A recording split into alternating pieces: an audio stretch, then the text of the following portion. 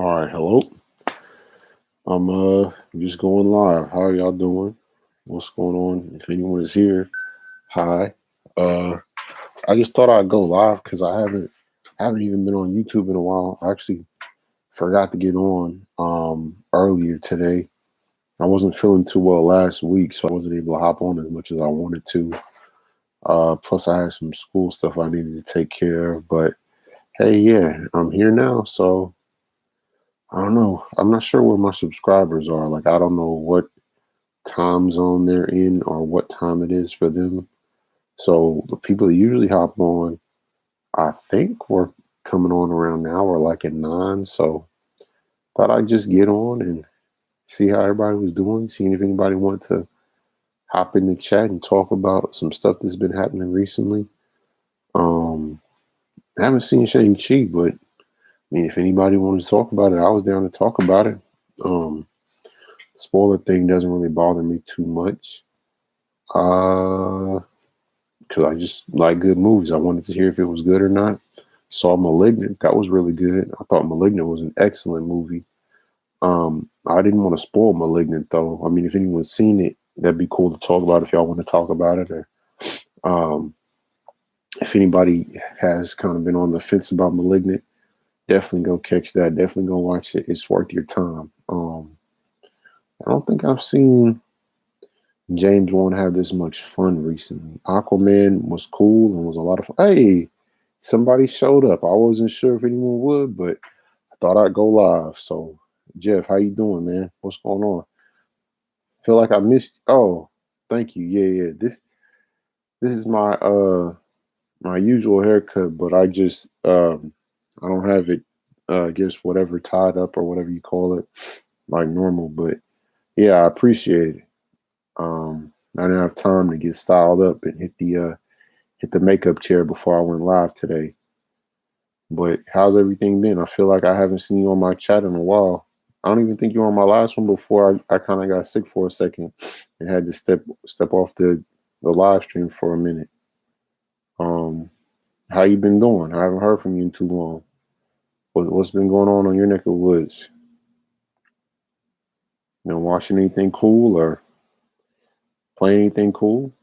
I don't know if you're into video games, but the Sony presentation was on Thursday, where they just kind of talked about some new stuff they had going on for PlayStation 5. That was pretty cool. Um, oh, okay. You saw Malignant too? All right. So then, in your opinion, did you like Malignant more? Did you like Candyman more?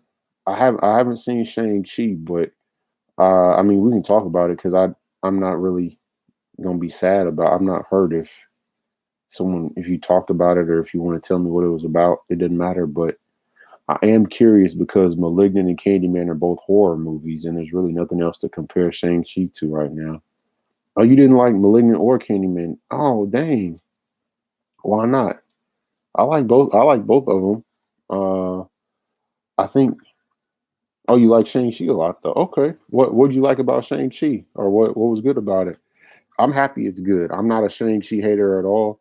I was online. I was in people's comments, really trying to defend Shang-Chi. I know. I want to say it was maybe like I don't know if it was a world class bullshitters video or somebody else like that, but recently people were just really talking trash about Shang-Chi was gonna flop and Simu Liu is an idiot or whatever for talking about the experiment comment that Bob Chapek was making. But I mean, Simu Liu had a good response. I don't think he was being sassy or being catty. I think he had a really nice, encouraging response, and what he said ended up coming true. He was being looked down upon. They were counting his movie out, and it blew up. It did really well. So I thought Simu Liu was cool for that. I thought it was good to be assertive and just be assertive without being mean. Didn't call anybody out. Didn't say anybody's names. Didn't try to make it hateful. Go below the belt. He just said, "Look, we're going to overperform. We're going to do good." He was just confident and positive. So I thought that was cool. I appreciated Shang-Chi. I love Simu Liu because I like Kim's convenience. So I was rooting for that movie anyway. I like him as an actor anyway.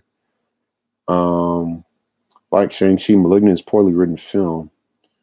Uh, Yes, Malignant is a poorly written film, but I thought it was on purpose. You didn't think it was on? Did you think it was on purpose, or you thought it was poorly written on purpose and just don't care? I thought Malignant was bad, but it was being bad to be so bad it's good. Like James Wan was consciously trying to create a bad movie scenario, so he could say it was intentionally campy. I wouldn't say he's as good at camp as like Ryan Murphy or American Horror Story. That kind of camp and being able to thread that needle of being scary and campy and funny takes a lot of skill. I don't know. I don't think that's James Wan's forte. I think when he does the straight horror, he's better off, or like more of a slapstick horror centered around like the violence being kind of a source of humor, slapstick kind of violence, which they do a little bit. But I think like the so bad it's good campy stuff is kind of weaker from him because, like you're saying, the writing, the dialogue isn't quite as sharp as like Ryan Murphy. Ryan Murphy has a really good ear for the campy dialogue. He has a really good vision for who to cast in those campy roles. He'll go get Jessica Lange. He'll go get Sarah Paulson.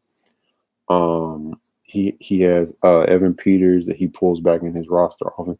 Like he has his stable of actors that he knows can handle the weird material that he's going to throw them. Angela Bassett jumped in for a minute. Kathy Bates jumped in for a minute. So he has those people that he can count on to really carry it. I think Emma Roberts was even around for a little while in the repertoire. Dylan McDermott. He knows who to pick and who to choose to pull out the nuttiness and kind of heighten those right notes. So yeah, I think I get what you're saying, but you didn't think it was so bad it's good on purpose. I thought it was all on purpose. The twist and the action is cool. I agree. I thought the twist and the action were good too. I was surprised it became as much of an action movie as it became. It definitely became a big action movie. I wasn't expecting for it to become such a big action movie. I thought it was going to be more horror, but I was down. It was a cool villain. It was a cool action character. Kind of reminded me of Split actually in that way. How um, it turned into kind of like a super villain type movie. I thought it was cool. I liked it a lot. I know it's on purpose, but I find that ridiculous to be purposely bad. I'm not a fan of Sharknado. Yeah, exactly. So being purposely bad is kind of, it takes, like I said, I think it takes a certain type of person. Um, I think Ryan Murphy does it well. Trying to think of who else really does it well. I don't even know if anybody else except Ryan Murphy can pull off the so bad it's good or intentionally bad. Um, I don't know. Maybe like Darren Aronofsky, like with Mother, maybe, and Requiem for a Dream, kind of being a little bit hammy. Uh, I don't know. I would say who can kind of do so bad it's good and make it work. I mean, to a certain extent, I feel like Neil Blomkamp was doing that with Elysium a little bit, and then from what I've seen of Chappie, it looks like he was doing it a little bit with Chappie too. But I haven't seen all that. Actually, I've been meaning to sit down and watch that this for like the past week. Um, I think some of Joel Schumacher when he was doing it, I think some of that work, the So Bad It's Good work from him. The Boondock Saints, I think the Boondock Saints is kind of a So Bad It's Good. Um, uh, who else was so? Lars von Trier sometimes is doing it. I think Lars von Trier sometimes does it with like the house that Jack built. I think he kind of does it there. Um, I think you can be campy without having bad writing. Yeah, I agree, and I think that's kind of the weakness of. I think that was the weakness of this. I think the dialogue was a little bit off, and the actors were, um, I guess, maybe out of their depth, but then the writing wasn't that deep. So I don't know. Maybe the actors were just kind of overwhelmed. But I mean, at the same time, I can understand because it does have a pretty big twist. So if he's just trying to hurry up and get it made, it has a lot of visual effects. So he's probably trying to keep it under budget. Like you don't want to go out and get the biggest stars in the world because even Vera Farmiga, Patrick Wilson, I'm sure his usual people that he jumps back to are pretty expensive relative to what he was trying to do with the effects and some of the camera stuff and the set pieces. Malignant was a 4 out of 5, or 4 or 5 out of 10 in the beginning. Then when it hit the yeah. Okay, so you're being fair. At least you can acknowledge that once it kind of takes that twist, it does bump it up. I agree, but for me, I was sitting at kind of like a 6 or a 7 when it did that, so it bumped me up to an 8. I wouldn't say it's the best James Wan movie, but it definitely did bump it up for me. I know a lot of people don't like Death Sentence that he did, but I love Kevin Bacon. I love Death Sentence. I thought it was a cool Death Wish type movie. So I thought that was really good. I think the worst thing he's done is Dead Silence. I really didn't. I don't think any of his movies have ever been trashed, though. I don't think he's ever made anything just absolutely garbage. But Dead Silence is just his weakest.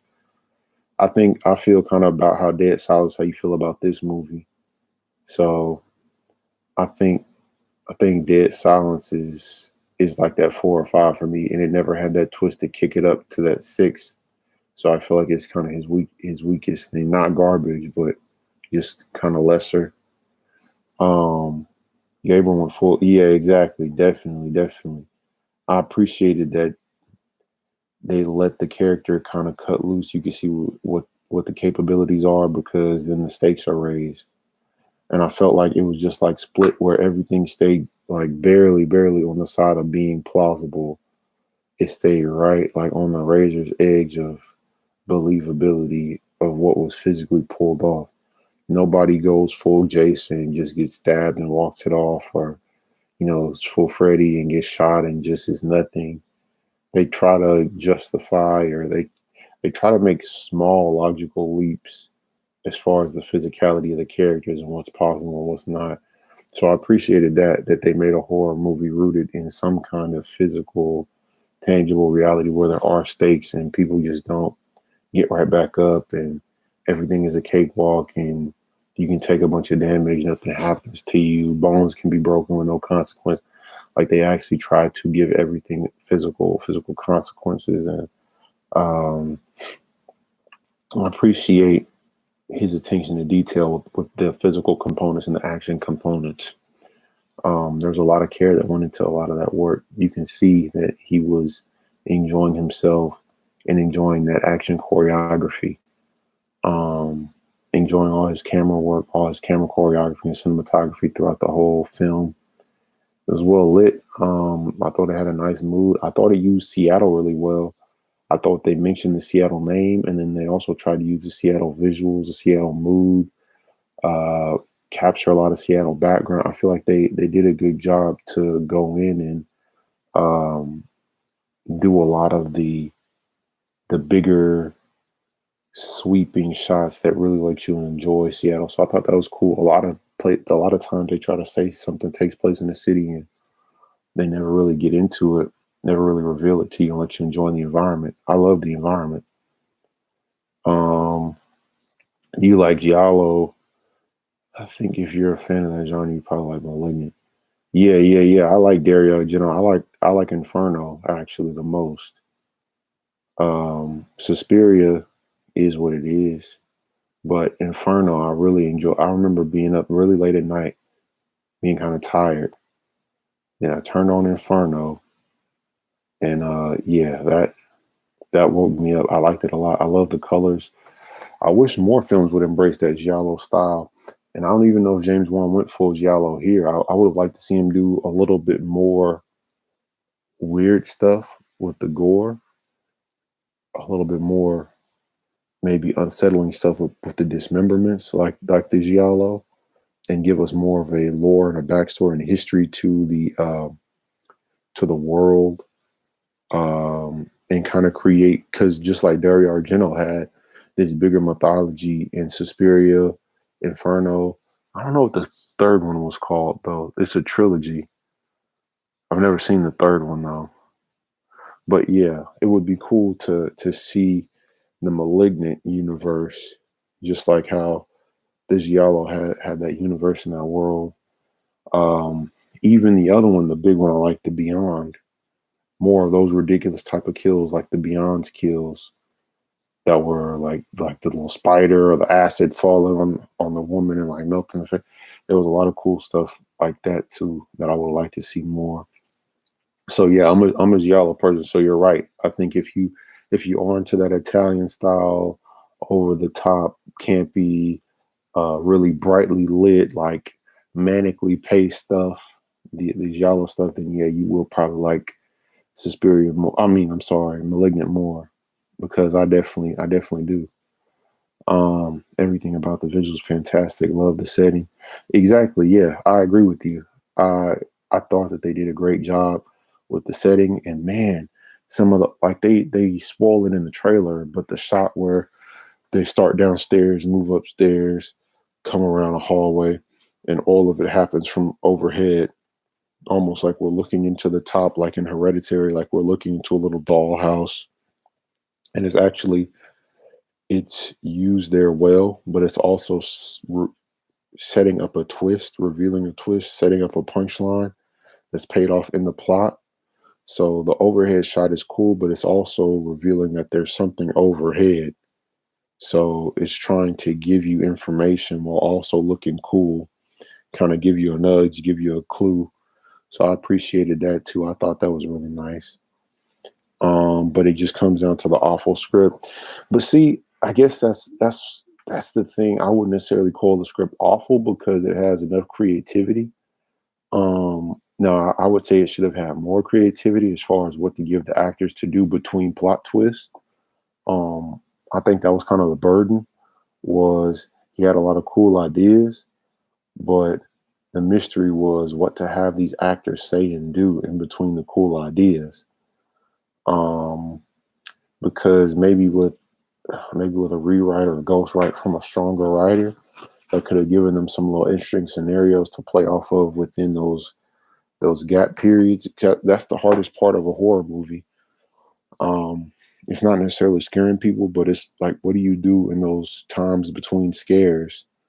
When you kind of have those lulls where you have to create some kind of a rhythm or create some kind of a joke or humor or relationships or develop the characters in some way in between set pieces, scare pieces. Um, and this, you're right that this is kind of some of the weaker of that. I think The Conjuring, because there was a built-in marriage, built-in relationship, and then Patrick Wilson and Vera Farmiga are great actors and have good chemistry anyway. You can kind of roll over a lot of that. And then especially in the very first Conjuring, um, when oh my gosh, what is Homeboy's name from Office Space? Why can I not remember his name right now? This is gonna bother me. Man, why is his name? And usually I know him because he pops up and stuff. He's been popping up kind of more recently. But anyway, he was in the first Conjuring too, and he had a good relationship with his wife and those kids and all of that. Ron Livingston. Man, why could I struggling for a second? But yeah, Ron Livingston was in the first Conjuring. He had a nice, warm relationship with his wife. So all of those relationships were very lived in and felt um, something. They felt like they could generate empathy. So I like those. Not a lot of that here, because the sister and mom, the two sisters together, the lead and the mom, like they never really got like that trio of women could have been an interesting viewing point. And it feels like he kind of sidestepped that relationship between those three characters, because it could have been an even more interesting twist later if he had developed that family relationship, then put in his twist, and then given us another look at that family in a different context. So, but I think he didn't want to accidentally reveal too much by having them talk too much.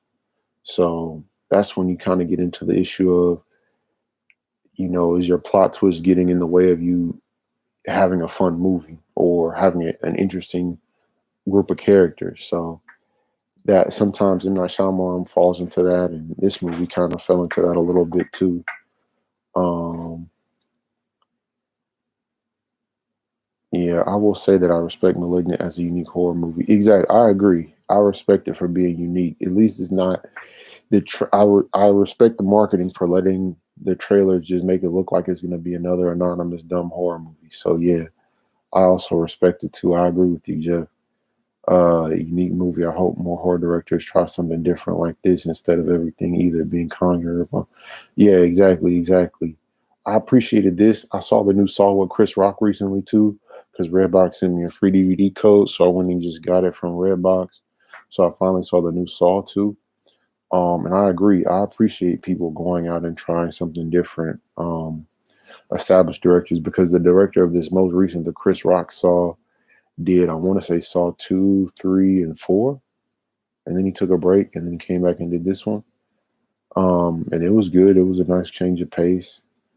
Now is it the greatest horror movie of all time? No. Uh, it probably did need a different director to pull some of the layers of the story out of it that it had. It could have used a little bit of extra from a different director, because it kind of, if it defaults back into Saw mode sometimes when it shouldn't.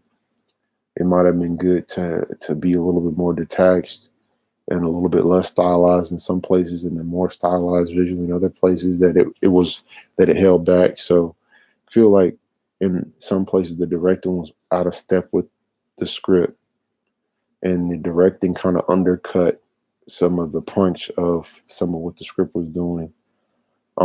But again, another situation where you don't want to reveal too much information about your characters and create relations, because then it could throw your twist off. So I understand, but it was okay. Not as good as Malignant, really, and kind of the same pacing situations and acting situations. Um, yeah, the overhead shot was dope. Yeah, it was. It was a really good shot. Um, what about Candyman though? You told me a little bit about your thoughts on this one. What were your thoughts on Candyman? I know you said you didn't like either one. Was the script bothering you with that one too? I thought the actors were were good there. I thought everything about that one worked out well. I thought it looked really good. I thought it was a fantastic looking movie. I really hope the director, Nia DaCosta, I believe her name is. I really hope she can bring the same visual style and the same energy over to the Marvels. Looking forward to that just because she's involved in it now. I didn't care, but having that level of quality really made me care.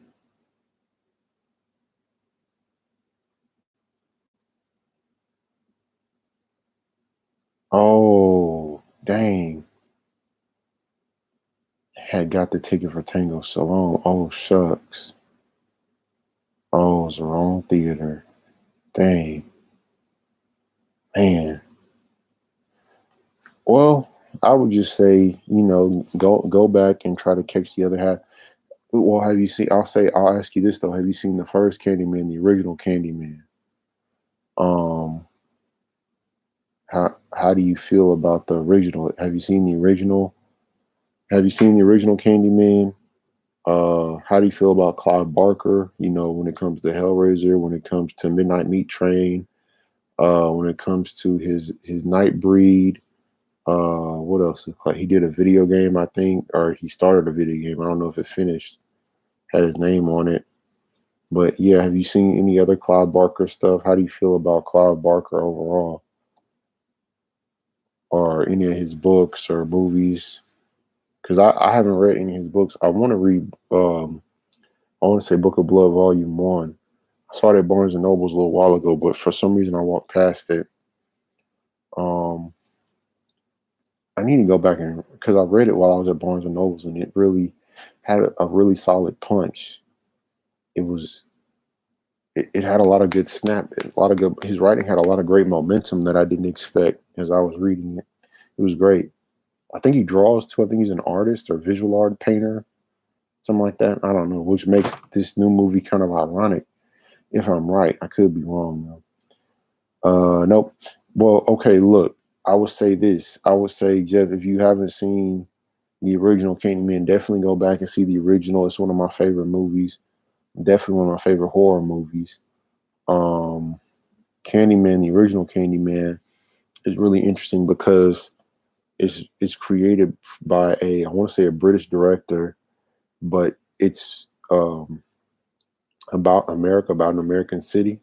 So I think if you go back and watch the first Candyman and see the way Chicago is kind of viewed, the way Chicago is shown, shot, the way the actors interact in the city, I would definitely say go back and catch that first. Go back and watch the original Candyman first. Don't even really bother with this new one, but watch the original. Make sure you kind of have that fresh in your mind. And there's a lot to pull out of just that first movie. I mean, the original Candyman has so many layers. Um, and especially for a horror movie, it has a lot more going on than the typical horror movie. It's not something that you would expect mentally. I mean, as in the thoughts that it's considering, then emotionally, kind of the emotions it's pulling out of you, and then the emotions it's pulling out of the actors in the scenes, and then um, kind of on a meta level, like the performances it's calling for these actors to bring.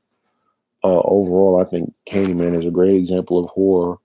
Um, I wish there were more movies like Candyman, like Malignant, that were just risking things. So that original Candyman is no joke. A lot of great camera moves, a lot of great color, a lot of great like oversaturated, bright, realistically oversaturated, bright lighting that makes you feel like you're really there, like it's a documentary from that time period. It's really good. It's a lot of great stuff to like about that original Candyman. Um, I like the idea of Clive Barker more than his actual movies. Hmm. Let me think about that. Mm, mm, mm, mm, mm, mm, mm, mm, mm, mm, mm, mm, mm. Kind of. I think it depends on the movie, but I always appreciate Clive Barker for being himself, for being unique, for being visceral, for being uh, willing to appeal to sensuality, as in like the human senses, like touch and taste, and trying to really put you in a vulnerable place by appealing to your sensory organs, not literally like, well, sensual in a erotic way too, but sensual as in trying to engage all of your senses in a medium you're just observing visually, well, and hearing orally as well. But he, whether it's Midnight Meat Train, Hellraiser, Candyman, his stories always have these really tactile, intriguing, textured components. You're in worlds that have a different feel, a different look, a different vibe, different heights to hallways, different width to hallways, rooms of different. There's so much different for your eyes to take in, and then to try to fill in the gaps environmentally. He really tries to put you in different. Nightbreed is an excellent example in the underground realm. There's so much going on in Nightbreed. The ending of Nightbreed has a lot of it too, just bombarding all your senses, giving you sensory overload almost. His worlds and designs are dope, but feel like the material has never serviced him. Um, I think I think what you're saying is true. I think his ideas are bigger than his budgets every time. He'll always overshoot. As his budget gets bigger, his imagination gets bigger, and so he's a few steps ahead of his budget, so they never sync perfectly and give people the exact thing he has in his head on the screen. Um, I honestly would like to see him maybe animated one day. I think it'd be interesting to see him do like an anime, or I guess it'd be essentially a hentai, really, like a violent hentai. But I mean, it'd be interesting to see him just get into the full complexity of his imagination without having to worry about a budget. So, I mean, would Netflix ever do that? No, but I mean, it'd be really cool. I feel like that's what Netflix should be around for, to give us that uncut Clive Barker that we need. So I definitely I agree with you. I think he does kind of have a eyes bigger than his stomach situation going on with the writing, but um, hopefully someday soon, because he is getting up there in age. But I'm hoping that someone will give him that ability to really explore his full imagination, put it out there for everybody. Um, but yeah, the Cenobites I think are a good example of that too, where they're cool, but we don't really get enough of them to get necessarily maybe scared fully, or be agitated by them, because they're also kind of sympathetic, especially in Hellraiser 2, when you get kind of more of their deal is. So then you kind of question what's happening, or what should I feel this way about them? Should I not? Maybe if we gotten some more time with those characters, um, they would have more emotional resonance and be more horrifying, more sympathetic. Both. I don't know. Hellraiser was a great effects. Yeah, I love Hellraiser 1. Hellraiser 1 is definitely in my top. What would be my top 10 favorite horror movies? Texas Chainsaw Massacre, Texas Chainsaw, Hellraiser, Candyman. What else? Possession. Trying to think of what else would be really good. Possession. Dang, I watch a lot of horror movies and I cannot. Saw 2 or Saw 3. Uh, what else? What's another movie?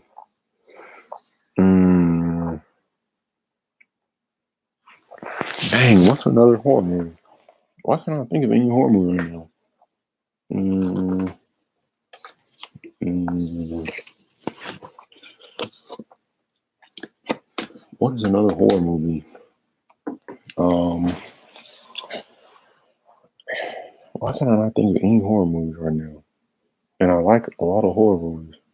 Exorcist 3, of course. Dang, how can I not think of anything right now? I guess the first Alien. I don't know if that counts as a horror movie though. Halloween, original John Carpenter's original Halloween movie. People Under the Stairs. Mm, mm, mm, mm, mm, mm, mm. What's another one? Why am I struggling to think of another horror movie? Uh, House, the Japanese film House. But yeah, I'm trying to think of what else. But yes, Hellraiser 1 is really good. The effects definitely make Hellraiser 1 stand out. I've actually never seen Hellraiser Judgment. I've never seen any more Hellraisers past. No, that's not true. I have seen the other. I've seen Hellraiser maybe 1, 2, 3, and 4. But 3 and 4 I saw. Man, at this point, probably 6 to 7 years ago. I saw when I first got married. Maybe even 8 years ago. Then, yeah. The other two Hellraisers I haven't seen in quite a while, and I know there's more than 4, but I've only seen the first 2 are the 2 I keep coming back to. I watched the first 2 once or twice a year. I enjoy the first 2 quite a bit, and I believe the first 2 are on Hulu. Oh, Cube. All right, let me write these down because I'm forgetting. As soon as I say it, I'm forgetting. Okay, 10 best horror movies. Cube, Hellraiser, Candyman. What else did I say? Oh yeah, of course. Texas Chainsaw. What else? Oh yeah, Exorcist 3. People Under the Stairs. I don't know. I really like Jason Goes to Hell too. Jason Goes to Hell. Friday the 13th. The first. I mean, I'm sure. I don't care about the first Friday the 13th. Halloween. Nightmare on Elm Street. The first one. Nightmare on Elm Street. Where does that put me? 1, 2, 3, 1, 2, 3, 4, 5, 6, 7, 8, 9, and then Possession. I think those are my 10 favorites. I think. No, I'm missing Saw 2.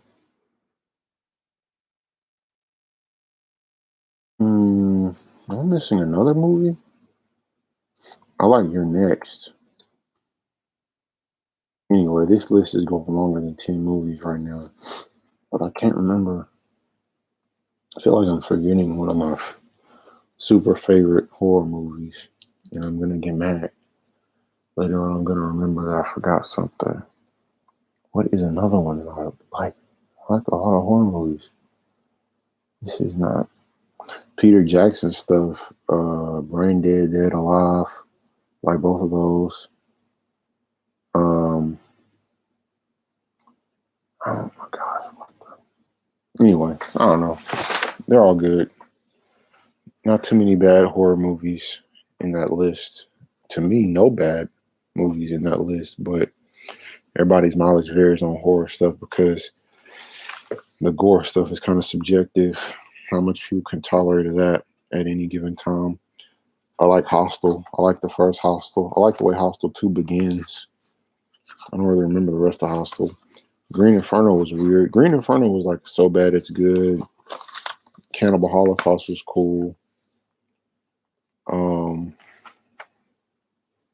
Can you use the word Holocaust in movies like that? I feel like that's kind of trivial. I don't know. Was everyone okay with that at the time?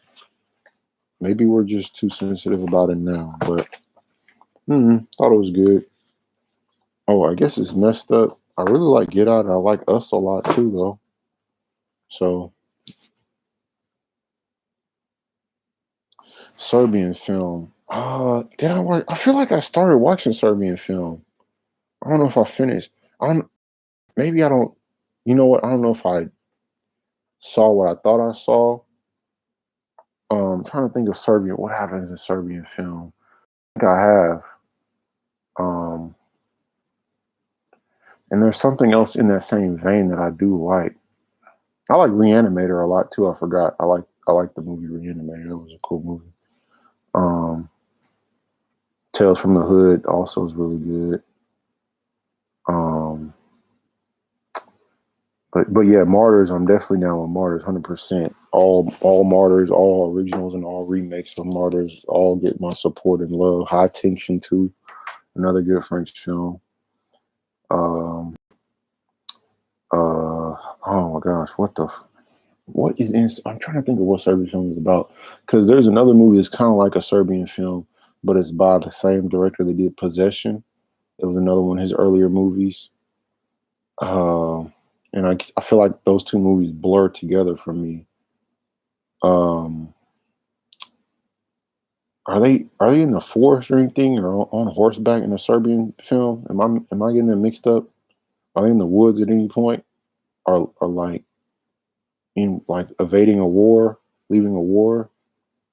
Am I forgetting? Am I mixing these movies up? I don't know, Jeff. Let me know if I'm mixing. I feel like I'm mixing movies because there's another movie that reminds me of a Serbian film. Um, man, I can't. Why can't I not remember?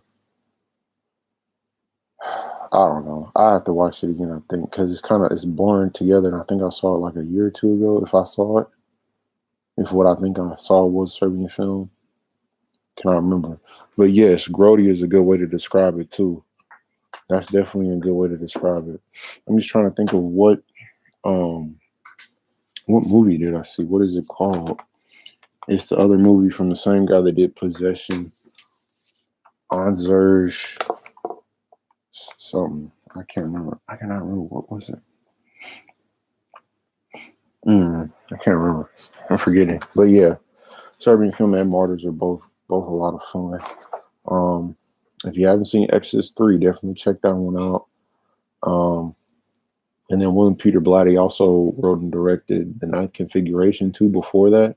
That was a really good movie. That's worth your time too if you haven't seen The Ninth Configuration. What else? Man, how have I seen all these dumb horror movies and I don't have anything to say? Oculus. I like Oculus a lot, but I feel like that's been coming up a lot recently. I like The Shining and I like Doctor Sleep. I don't know if people even cared about Doctor Sleep, but I thought it was pretty great. I might have cast it differently or made it end different. I don't know, but I liked it. Trying to think of what else I've seen. I don't know.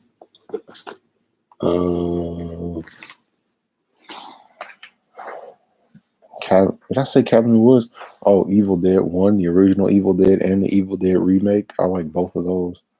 I was surprised I liked the Evil Dead remake. I didn't think I was going to like that. Don't Breathe, from the same director as the remake. I like that. I haven't seen Don't Breathe 2 yet. I didn't even know they were making a Don't Breathe 2. Seemed kind of weird. I don't know why they would make a sequel to that one. I'd rather just give the creative team the same budget, just do something different. Because I really feel like the Don't Breathe well has been run pretty dry already just after the first movie. Trying to think though. What's some other good? Have you seen Terrifier? Jeff Hill, have you seen the movie Terrifier? It's like, I want to say, is it black and white? I think it might have been black and white. Can't remember. But Terrifier is kind of like Human Centipede, where it's like it's actively trying to make you turn it off. It's just kind of being reprehensible on purpose, I guess, and just being kind of mean. I mean, I don't know if it's intentional, but it's kind of like it's misogynistic, but like also, I guess, misanthropic. Like it seems like it hates women, but it also seems like it hates humans. So I don't know if it's really fair to say it's an anti-woman movie because it seems like an anti-human movie. And it just likes suffering and bile and just darkness and suffering and pain. So yeah, Terrifier definitely does have a good villain design. I like the Terrifier villain a lot. And I guess he is kind of like a Freddy or a Jason where you want him to get his comeuppance. So I definitely appreciate the way he was developed and the way he kind of goes throughout the movie, kind of evading capture. And yeah, his look has a big part of how interesting, plays a big role in how interesting he is too. So I agree. I definitely respect your point. I think he does have a good design. I'm interested in seeing someone like the Joker brought to life that way too, actually, to see what he would look like a little bit closer to horror. So not necessarily that he's a horror villain, because I don't know if I've ever got into this um, on this channel, but I definitely feel like if you're going to really get in and dig into this stuff with Batman and Joker, I feel like you should make your own characters. Like I don't really, I'm not a big fan of R-rated superheroes or darker superheroes that are Marvel and DC, like dark reinterpretations of Batman or dark reinterpretations of Spider-Man, like Spider-Man Reign and stuff. That's not really my deal. I feel like if you want to get into those dynamics in a movie or get into those dynamics in a book, it'd be better just to create your own characters and create your own book. But I mean, it's really just up to you, I suppose. Just saying.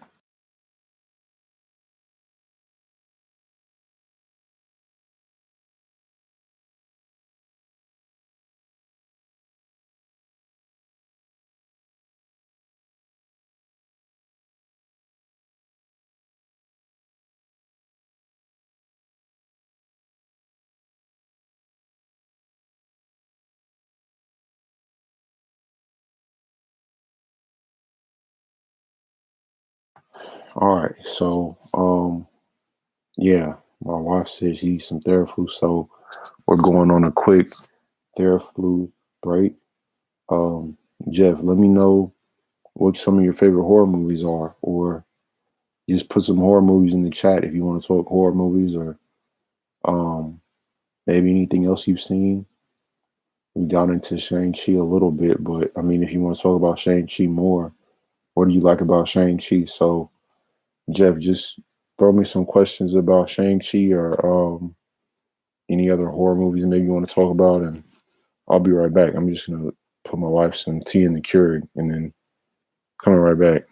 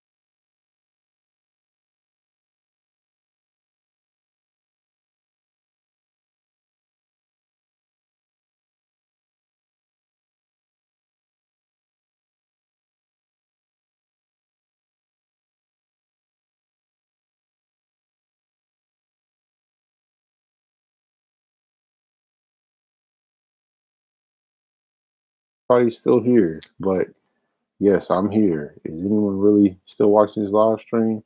I hope so. Went ahead and got my wife some tea because he wasn't feeling too well, so we took a wellness break. Hope everybody watching this stream also took a break, got some water, got hydrated, checked their temperature, made sure it was below standards, checked any kind of smell or taste sensations that they were still functioning properly. So let's see what Jeff Hill was talking about while I was gone on the little chat here. Shining, Witch, Invisible Man. Oh, which? Is that the Dave? Is which the Dave Eggers movie with homegirl from Split, Anya Taylor-Joy? Is her last name Joy? Was she also in the Queen's Gambit? I need to watch the Queen's Gambit because Robert Meyer Burnett from Observations is always going off about the Queen's Gambit. But I'm not a big chess person, so I don't know. Is it mostly about chess? Is chess just kind of like the framing device, and we get into more of her foibles outside of the chess world? Anyway, yeah, which, if that's that movie with Homegirl and the Gold, and it was really boring to me. I might have to go back and try to watch it again, but man, I could not hang with that movie at all. Now, The Lighthouse with Willem Dafoe and Robert Pattinson, that was a lot of fun. I enjoyed that much more. And I'm looking forward to whatever he does next. I can't remember what it is, but it sounded good last I checked. Maybe it was a Viking movie. I don't know. I can't remember, but he's all right. But The Witch was boring to me. If that's what I'm thinking it is. Invisible Man, Annihilation. So is that the new Invisible Man? Then I like the new Invisible Man. Thought that was cool.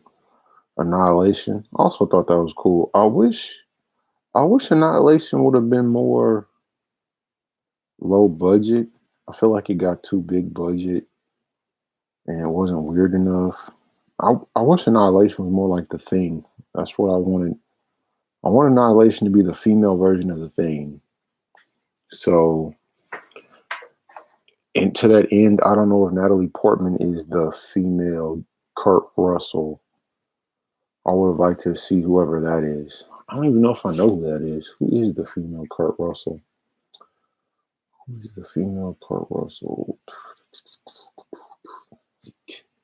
I mean, maybe not Katie Sackhoff. Who is someone that is the? Who is the female Kurt Russell? Who has that grit? Maybe Drew Barrymore. I like Drew Barrymore. Who is the female Kurt Russell? I think maybe Jada Pinkett could have done something interesting with that. Dang. I'm trying to think. Who's the female Kurt Russell? I think Jennifer Jason Leigh was in that movie, but maybe she was. Maybe if she were in the Natalie Portman role, I'm just trying to figure out who has that kind of like that gruff kind of exterior like a Kurt Russell when he's in full fitting beard mode, grizzly man mode, or even that same kind of like curmudgeonly mood he was in The Hateful Eight. I'm trying to think of who's really like a female curmudgeon though. Who could pull that off?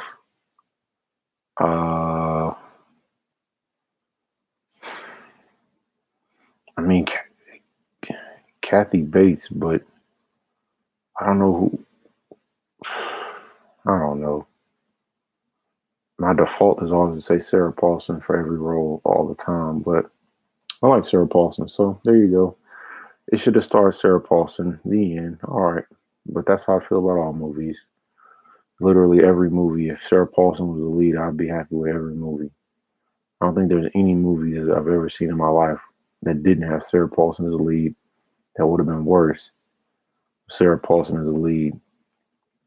Batman Begins, she could have been the lead. Spider-Man 2, she could have been the lead. Yeah, I don't think there's anything ever. Like Godfather 2, she could have been the lead. Okay, well, maybe that's the one time. But most other times, it could be Sarah Paulson the lead, and I would lose no sleep. If anything, I'd like it more. Uh, Annihilation, yes. The movie was good. Actually, Homegirl from Jane the Virgin that I think was actually in that movie, she would have been fun as the lead too. Um, or even Michelle. Yeah, there we go. Michelle Rodriguez. Okay, answered my own question. Yeah, that should have been a Michelle Rodriguez lead movie because she is the female Kurt Russell. Okay, so there you go. I answered that question for myself. Just took me a very winding amount of time and path and journeys through film to bring me back to where we started. House that Jack built. So you like House that Jack built. You don't feel like that wasn't also like a so bad it's good movie? I feel like House that Jack built was an intentionally bad movie. I don't know. How do you feel about House that Jack built? That didn't seem. It felt like it was intentionally weirdly written and awkwardly staged, especially like the Uma Thurman stuff at the beginning. All that felt like it was awkward and bad on purpose. So I don't know. How do you feel about the house that Jack built, or what made you put that down? Let me know what you thought about it, or why that's in your top films. Creep. Special shout out to Creep. What is Creep? Have I seen Creep? See, Creep movie. I've seen Creep Show. I like Creep Show a lot. Creep. Okay. 2014. Talk about horror. Patrick Bryce. I don't know. I don't think I've seen this movie. Let's check it out. I wonder if I can. What if I say watch? Where can I watch it at? Netflix? Really? Okay. Let's go over here, see if it's gonna come on. Huh. It's on Netflix. Well, I'm gonna watch it.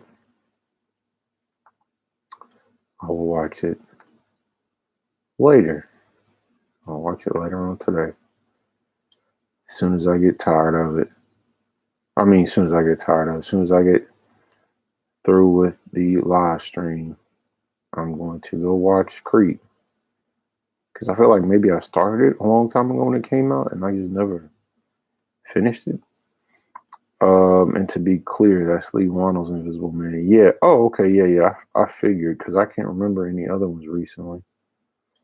I think that is honestly one of the greatest horror movies. Um, I don't know if Invisible. Also, this is an aside, I guess, but did you like his other movie, Overdrive? Where it's a movie called Overdrive. Am I just making up a title for that movie? Uh,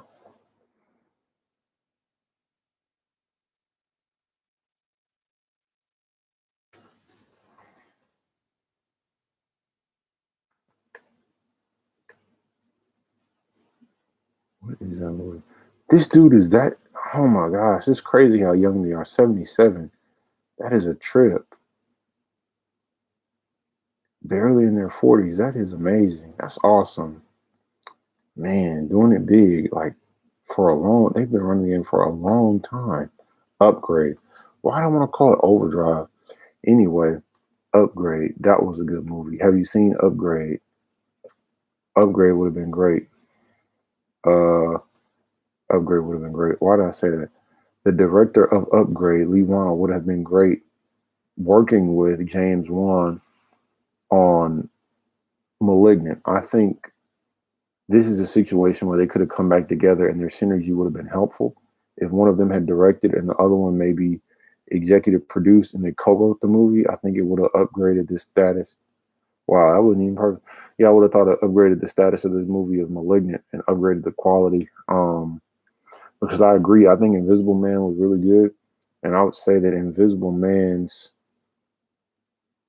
it might not be one of the best horror movies, but Invisible Man's flip of that concept of the idea of somebody being invisible and what that would mean in a scenario like the reinvention of that Invisible Man concept for the modern era was great. I thought that was fantastic. Thought that was a great use of the invisible concept. I still respected it. Didn't really get too, it's not trying to become social commentary on today at all, really. They tried to keep it pretty personal and focused on the relationship between those characters in that specific situation. It didn't really try to extrapolate it out politically or socially at all beyond that. So I really appreciated that part of Invisible Man. Thought the casting was really good. I thought Aldous Hodge did a great job. I thought again, I don't know. I think recently there's been this Split, Malignant, and you end up with these almost like super villain type movies where you're not even necessarily watching horror movie. It's almost like you're watching reverse superhero movies where the person with the powers is evil. So it's a horror movie. Like if the person in a movie with the powers is bad and or they get powers and they use them for wrong purposes, you end up with a horror movie basically. Which is kind of a conceit that I would have liked to have seen Brightburn get into a little bit more too. It would have been cool to see Brightburn take more of that angle instead of just being a straight horror movie. Just play it straight and let the horror kind of flow naturally from the conceit that a person with these powers just behaves inappropriately or more selfishly. Just when you become more of a hedonist and follow your own personal private impulses, what happens from there and kind of unfold from that point. But yeah, I would have liked to have seen some of those action scenes from Upgrade pop up in Malignant, or even some of the dialogue, some of the comedy. I think James Wan was trying to do his own version of Upgrade with this movie, and on that side, on the dialogue side, he's not as strong. And I feel like that shows up in Invisible Man too. Kind of to your point, Invisible Man is definitely a stronger movie than Malignant, and I feel like Invisible Man had something to do with its characters between the scenes of being scared.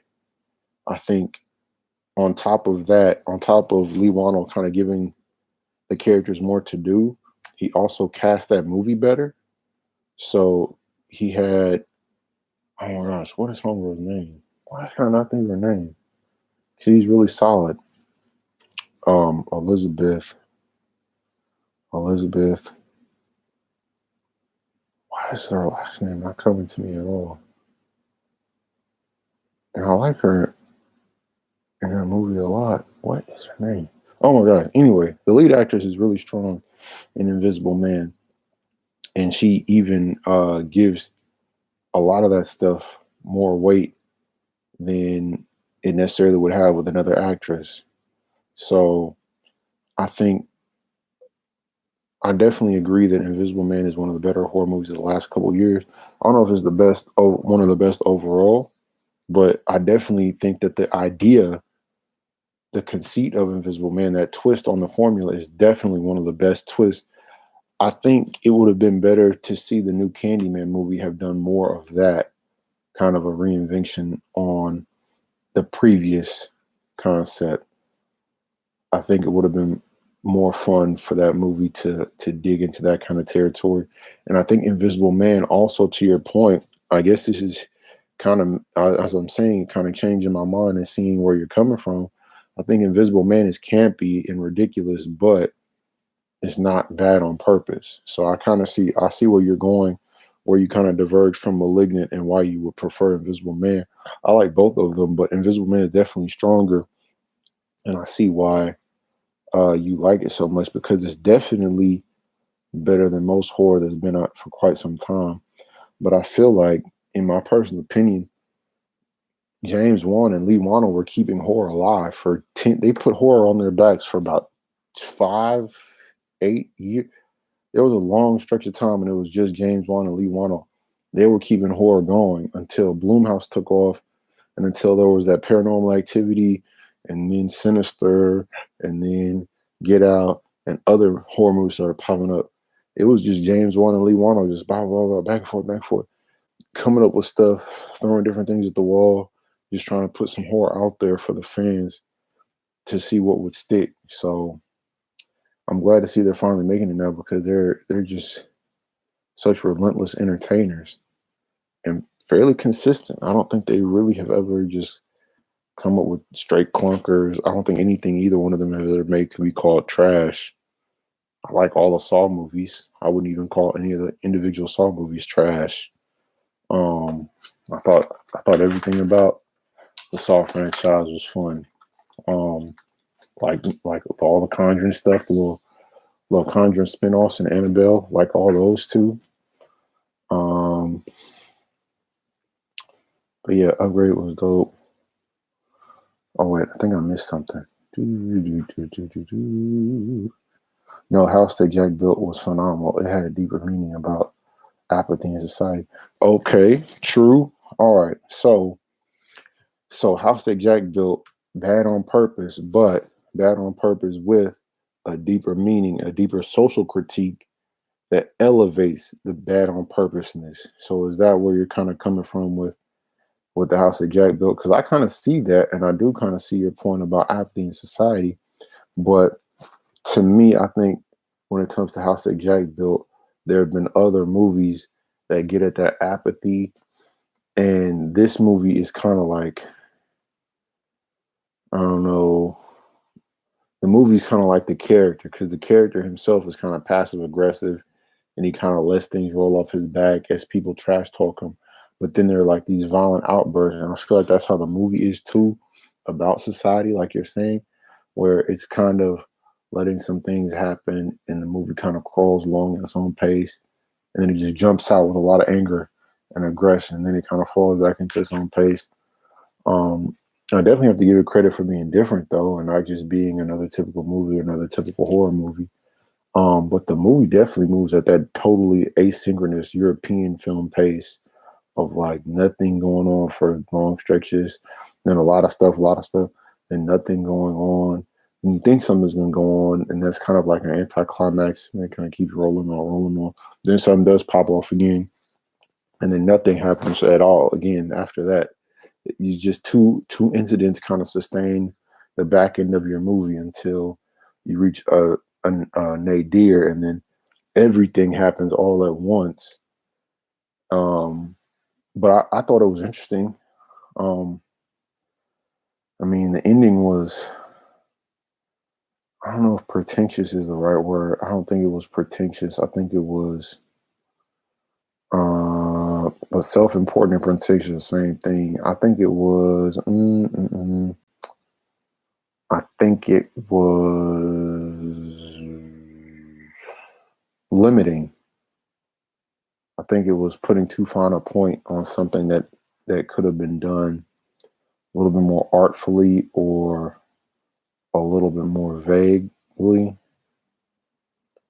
Um, and I also think the movie could have done more to comment on the violence in American culture, or kind of our commodification of violence in this country. Um, but I don't know. I don't know if they wanted to really spend the time trying to figure that out on the page before they got shooting. I think he just had his points he was trying to make, and then some outrageous scenes he wanted to shoot, and then he was going to cover he had some outrageous thoughts, and he was going to cover those outrageous thoughts by saying, well, this is a commentary on violence, or this is all ironic, this is all a deconstruction. I don't necessarily know that he was trying to work out his deconstruction on paper first and make an A to B to C kind of a statement on violence or America's preoccupation with violence, or um, I guess American white men kind of feeling sterilized or apathetic or whatever the case may be.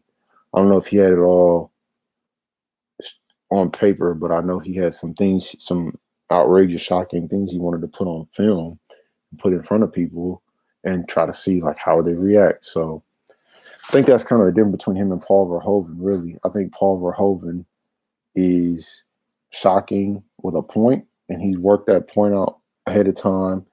He's articulating that point to his actors. He's articulating that point to his team.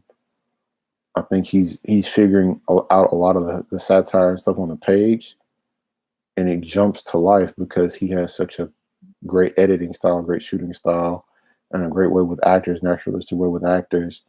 And I think it really accentuates his satire. I think Lars von Trier is doing that in his head, but it doesn't quite come out that way on the screen.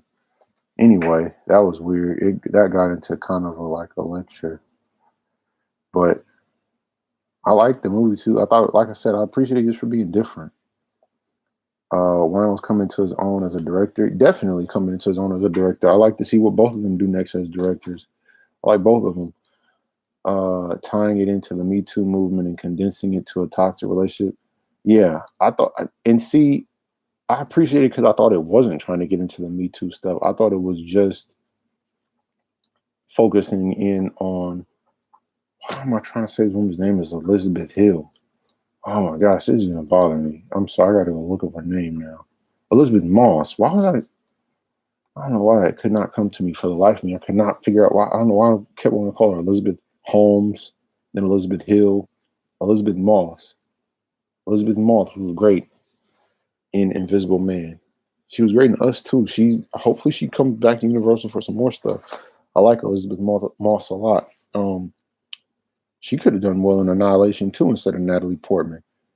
Natalie Portman's not a good actor. I don't know if anybody is a fan of Natalie Portman that's watching this. If you are, I mean, too bad. It's just a fact. I'm sorry. People were trying to blame George Lucas for the bad dialogue in those Star Wars prequels. No, no, no. That's Natalie Portman.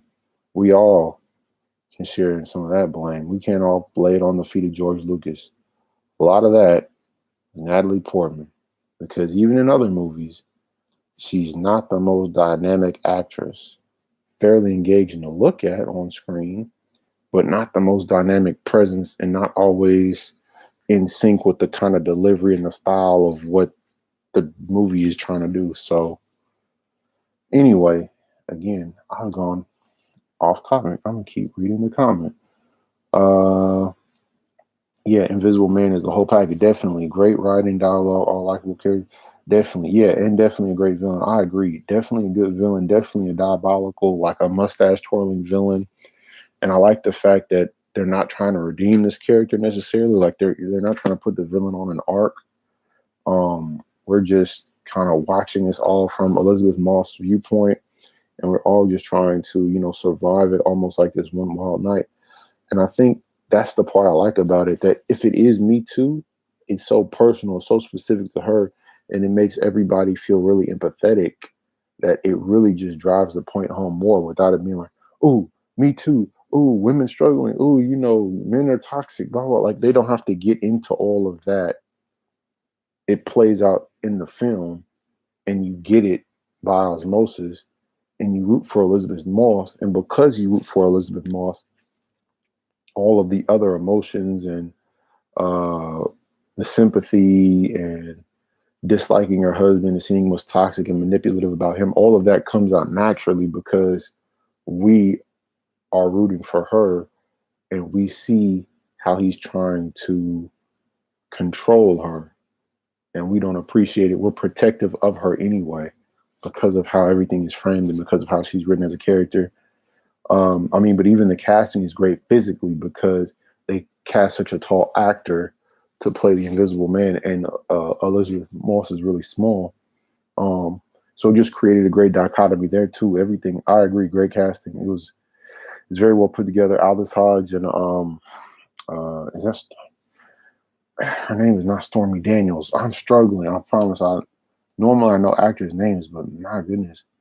Struggling. She was in Suicide Squad too, I'm pretty sure. Storm Reed. Okay. Not Stormy Daniels. Sorry, Storm Reed. I did know you were in Suicide Squad. And I want to say you were in Hate You Give. I like you. You're a good actress. I know you're not Stormy Daniels, and I apologize. All right. Invisible Man is the whole package. Yes. Don't even get me started on the action scenes. Yeah. The Invisible Man effect. Yeah, I agree. The Invisible Man effects for that budget level was great. I appreciated the way that they even set up the reveal once she's in the institution and then things go down in the hallway and then they go out into the rain. Like the way the action scenes are actually ratcheting up the tension, moving her from place to place, moving the story forward. It does a lot. A lot. I would say with this and with Upgrade, so it can be an accident. Lee Wannell does a great job writing action scenes that are engaging and fun, but also push your plot forward too. So he can make his action scenes do double duty, plus be really visually engaging too, which I appreciate. So I really enjoyed Invisible Man. I agree with you. It's not one of my favorite movies of all time, but definitely very good movie. Those close-ups of the suit and all those cameras. Yeah, you know, and this is, I guess I'm going into another lecture, so I'm sorry, Jeff, but you brought up some really good points here. This, The Invisible Man, is for me exhibit A on why more superhero movies should be small budget. There's no reason to have all these $100 million superhero movies running around all over the place, fighting to all make $1 billion every year, fighting to get released in China and apologize to China the quickest, and see who can, speak the most Mandarin and ask for forgiveness the most times. That stuff isn't necessary. If we make smaller budgeted movies, the movies don't have to play in China. Or if they do, they don't have to play as long or play as soon as they come out. They could make some of that money on direct to video in China or on digital outlets in China. But The Invisible Man had great effects, great action, all the things you would want from a superhero movie. The Invisible Man has, without having a big $100 million explosion at the end. And audiences really liked Invisible Man. It made a lot of money. It did very well for Universal before the pandemic threw things off, and I believe it still did well even as we got into the pandemic year as it went forward. Because I believe they charged like $20 for it on rent for a little while, and people, scooped it up pretty quick.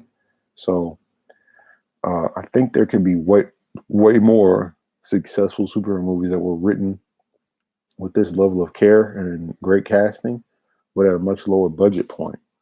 And then they could increase their return on investment. I mean, Warner Brothers kind of stumbled into it with Joker. People ate that up, and it wasn't a big, $300 million movie, and Josh Brolin wasn't pink in it and stuff. Chris Evans didn't do any flips on a wire. Hemsworth didn't have to be in a prosthetic fat suit, in a wig. It could still be fun without having to get into all of the ridiculous excesses of big budget filmmaking.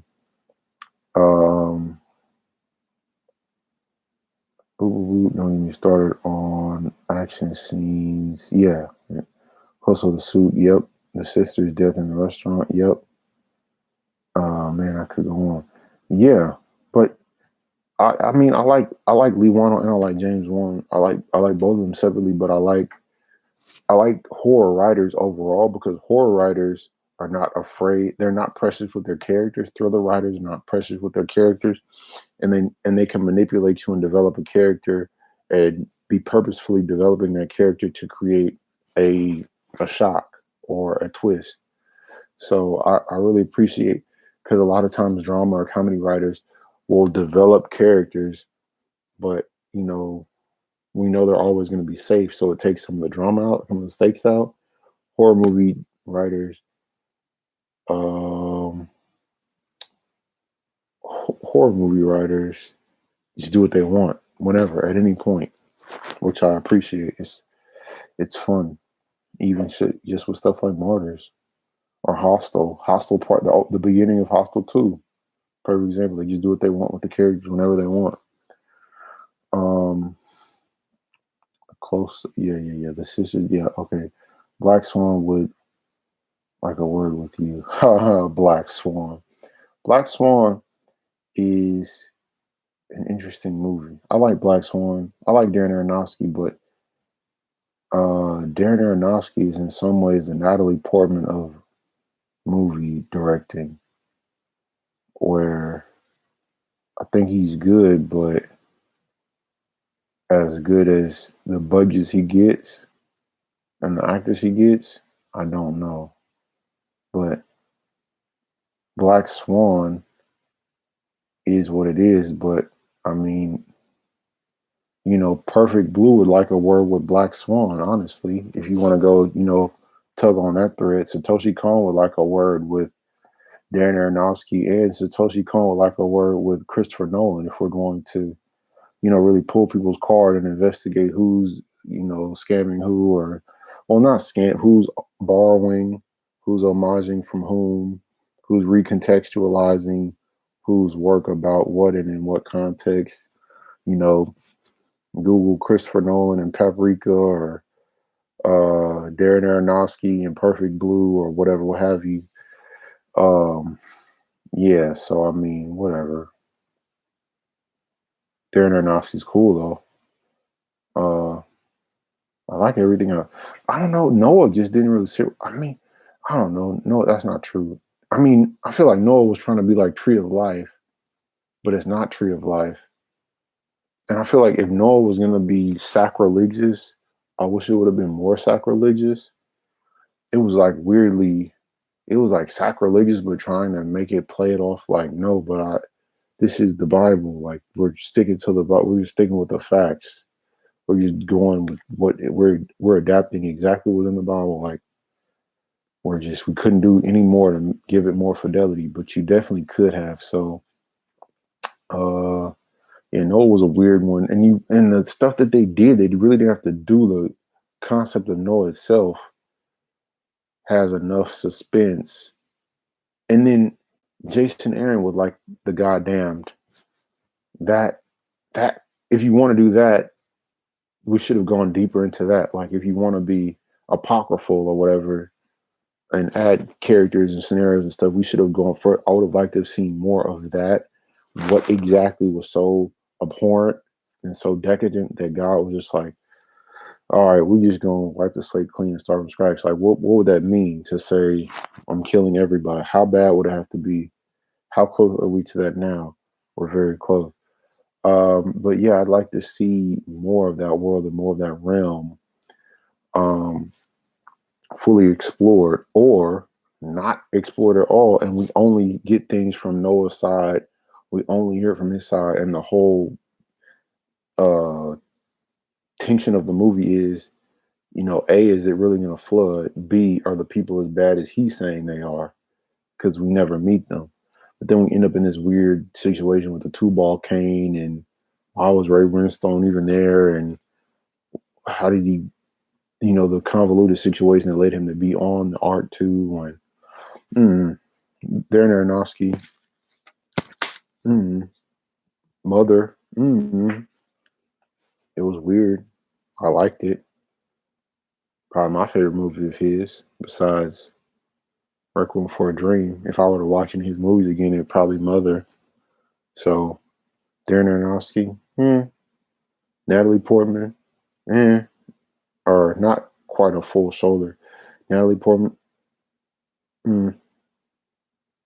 yeah, this. That's how I feel about Natalie Portman. I'm not raising all my arms. Natalie Portman, okay. She's not going to be the deciding factor on whether or not I watch a movie. I have no barometer for where's my like, boo, boo, boo, boo, boo, oh, where's the next Natalie Portman? She's not the type of actress I will follow based on that. That's more like a Jennifer Lawrence, and then Jennifer Lawrence has been kind of off lately with her radar picking stuff. So maybe like Jessica Chastain and Lupita Nyong'o. Those are the two that I will follow them based on just them being in it. Everybody else, nah. Michelle Rodriguez, Michelle Pfeiffer, all actresses named Michelle.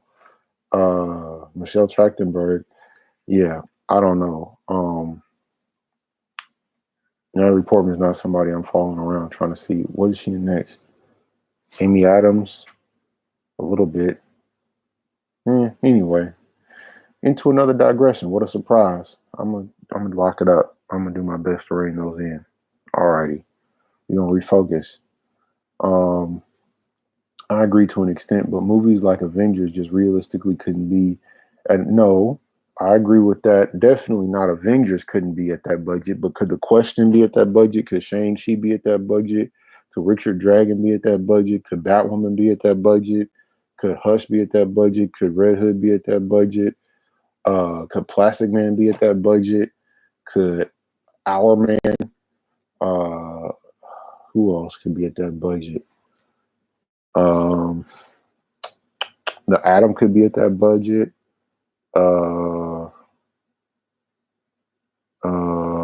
Who else could be there? Green Arrow could be at that budget. Renee Montoya could be at that budget. Or the question, Renee Montoya or Renee Montoya as the question. Any of that could be at that budget. The whole GCPD or the Gotham Central, that comic could have been at that budget. You could do a No Man's Land movie at that budget. Wildcat, man. Ooh, Wildcat, man. A real Wildcat movie at that John Wick budget. My goodness, that would go crazy. I would love to see some older actor do a Wildcat, not Kevin Costner. Man, now I'm getting distracted. Who could be Wildcat? Man, if they brought Liam Neeson in to be Wildcat, that'd be amazing. Just like one more good action movie out of Liam Neeson and his Wildcat. That would be amazing. Man. Ooh, boy. Shucks. That would be great. Man, a good Wildcat movie like at $5 million, that'd be crazy. Anyway, another digression. I'm sorry. But I can't help myself. Movies like Avengers just realistically couldn't be at an Invisible Man budget. No, but on the Marvel side, Squirrel Girl could be at that budget. What other Marvel character? Daredevil could be at that budget easily. Punisher should always stay at that budget. It should never. The Punisher movie's quality drops with every extra $1 million it gets, for certain. Electric.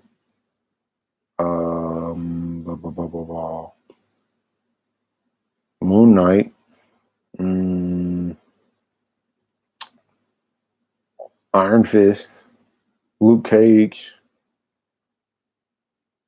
Who else is in this? Is Night Thrasher Marvel or is Night Thrasher DC? I get confused. Who's Night Thrasher? Who's Vigilante? I get that twisted up sometimes.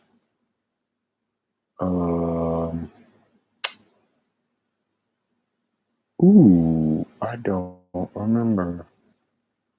Anyway, point is, Marvel and DC will have some characters they could get into for way under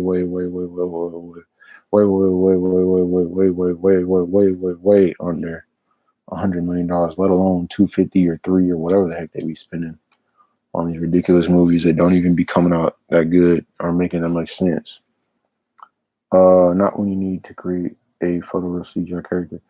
Okay, but to your point on the photoreal CGI characters, we could use prosthetics for some of that, and we could use animatronic for some of Thanos. There was no reason for Thanos to be 100% CGI. I feel like that made him look lamer. I could tell when he was with a real actor, and at least when Michael Bay made the first Transformers movie, he would build an animatronic arm for Optimus Prime, put Shia LaBeouf in that, and then CGI everything away from the hand that Shia LaBeouf was in. Nowadays, they CGI the whole hand Shia LaBeouf is in, CGI the whole city, and CGI Optimus. At least they shot on location, put the animatronic arm up, and then put Shia LaBeouf in the arm. But I feel like they could have done that with Chris Hemsworth, put a prosthetic hand instead of just done a green blob and a tennis ball. They could have, built a real gauntlet. And anyway, whatever. I just feel like they use CGI way too much. They're really lazy about it. It makes the budgets go way up. The quality drops. We all know when something's CGI in a movie, it sticks out. We, as human beings, we interact with other humans and see so many different materials and textures in real life. None of that tricks us. We can tell that's fake. That's why I hated Black Panther. Okay, I didn't hate Black Panther. That's why I hated all the action scenes of Black Panther, because he looks super rubbery and weird. And then when he uses his little vibranium little thing and it goes purple or whatever, and then Michael B. Jordan's thing goes gold or whatever the heck it is, it looks super fake. The rhino looks super fake. They didn't even try to make one good prosthetic rhino head. to like pull on a stick and poke people. They just made CGI rhinos everywhere and it looks terrible. The little Gungan shield, like when they do a little Gungan thing with the cloaks, like in episode 1 and Black Panther at the end, all of that, none of that was good. It was all boo-boo. And Marvel's really bad. They Okay, and that's the other thing. Okay, Marvel's really bad about CGI. Like their CGI is poo-poo, but then they also lean on these like they drive the prices down on CGI because they make these companies bid against each other, drive the prices down, and they subcontract on them too because they want their movies coming out faster. So it's just like, come out, come out, come out. I don't care. Like, oh, you need a year? Okay, well, we'll give you these shots, them these shots, and then make them give these people these shots. So we need to come back in 3 months because we want to test screening, then we want to do reshoots, and then we want to get all the CGI done over again. So you want 2 rounds of CGI and the time it would take for an ILM or somebody that would normally, if one effects house was getting it, they would need a year and a half of post-production to put together some really nice effects comfortably, give you time to look at it, give the art directors time to approve, give feedback, let the animators and let the lighting and rigging people tweak and make different little changes. They look at it with fresh eyes, multiple passes, but they want it like this. And I don't know. I feel like CGI artists are not given the credit and the respect they deserve. You shouldn't be trying to purposely drive the prices down on these CGI artists because they're going to be rushed. They're going to give you worse work, and they might not even want to work with you again because you're running the risk of shutting their business down. So you're destabilizing their whole model because you keep trying to drive prices down on every single project. So we also end up with situations like the Spider-Man situation where, this guy probably didn't try to leak the Spider-Man trailer on purpose, but he was probably freaking tired at his laptop and fell asleep. And somebody just went over his shoulder, opened his laptop up and just boop, boop, and did it with their phone. And that's all it takes. Or they were at home, working from home remotely. And, a friend comes over and sees they're asleep over their computer. Oh, what's he? Oh, he's working on a Spider-Man trailer. Click and then record it and leave. Like that, it creates a domino effect. When you don't treat people right on the lower end of the totem pole, or you disrespect those people that don't matter as much as the actors, because the actors would have nothing to act against or do or make any sense without the CGI artists, you end up with subpar quality. So I don't think it's CGI artists' fault. I don't think it's something that they can control because it has to come out when it comes out. Marvel releases a movie on the release date that they predicted it will come out 4 or 5 years before, no matter what, unless, like a pandemic or something. So it's not on them, but we shouldn't use CGI as a crutch. That's how I feel. I feel like it's used as a crutch, even when it's not that good, or even when people are under the gun. CGI provides a lot more control for directors. Now that's exactly what it is, because